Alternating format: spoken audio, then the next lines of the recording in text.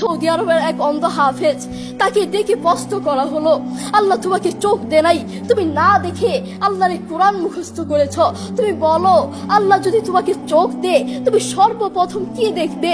অন্ধ হাফেজ বলল, আল্লাহ আমাকে চোখ দে নাই, আল্লাহ আমি চোখে দেখতে পারি না, আমাকে চোখে দেখার মতো সেই শক্তি আল্লাহ দে নাই।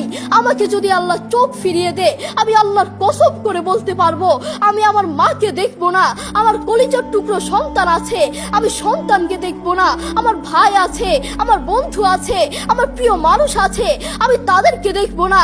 আমি দেখবো যেই কোরআন আমি না দেখে মুখস্থ করেছি সেই কোরআন দেখবো, সেই কোরআনের আয়াতগুলো কত সুন্দর তার দিকে তাকাবো। আল্লাহু আকবার। আমরা আমাদের কথা বলছি, আমাদের চোখ থাকতে আমাদের কোরআন পড়ার সময় হয় না। আপনি বলছেন আমি ব্যবসা করি সময় পাই না, কোরআন কোত্থেকে পড়বো? ব্যবসা করি কোরআন পড়ার সময় পাই না, আমি দোকান করি দোকানে অনেক কাজ থাকে, বিশ্বাস করুন আমি অনেক ব্যস্ত মানুষ, এজন্য কোরআন পড়ার টাইম পাই না, কোরআন পড়ার সময় পাই না। প্রিয় ভাই, আমি আপনাকে বলতে চাই আপনাকে সময় কে দিয়েছে? আপনাকে সময় কে দিয়েছে?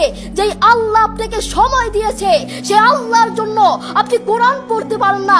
আপনার চেনা ফলমান আসমানের নিচে জমিনের উপর আরেকটাও হতে পারে না। কথা বলেন ঠিক কিনা? দেখবেন মাথায় যত টেনশন থাকুক না কেন সব চলে যাবে। আমাদের বাসায় একটা সাউন্ড বক্স আছে, আমাদের পরিবারের সবার যখন মন ভালো না থাকে, আমার দাদা দাদু, আমার বাবা মা, ভাই বোন কারো যদি মন ভালো না থাকে, তখন আমার বাবা সেই সাউন্ড বক্সে কোরআন তেলাওয়াত লাগিয়ে দে। আমার বাবা বলে যখন কোরআন তেলাওয়াত শুনি মাথায় যতই টেনশন থাকুক না কেন সব চলে যায়, মন ফ্রেশ হয়ে যায়, মাথায় কোনো টেনশন থাকে না। আপনারাও চেষ্টা করবেন। আল্লাহ তাআলা বলেছেন আর রহমান আল্লামাল কুরআন খালাকাল ইনসান, দয়াময় আল্লাহ তিনি কোরআন শিক্ষা দিয়েছেন, তিনি মানুষকে সৃষ্টি করেছেন।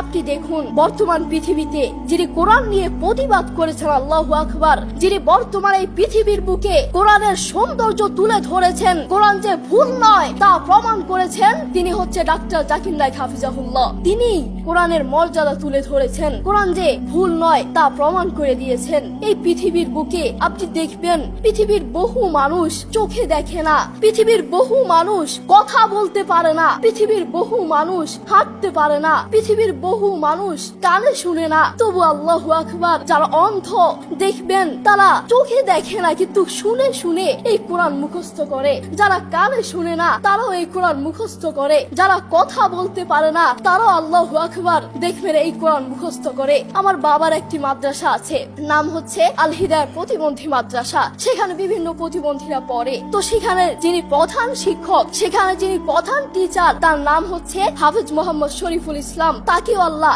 এই দুটো চোখ দেয় নাই, তিনিও চোখে দেখতে পারেন না, তাকে আল্লাহ চোখ দেয় নাই, তবুও কোরআনের প্রতি ভালোবাসা আছে।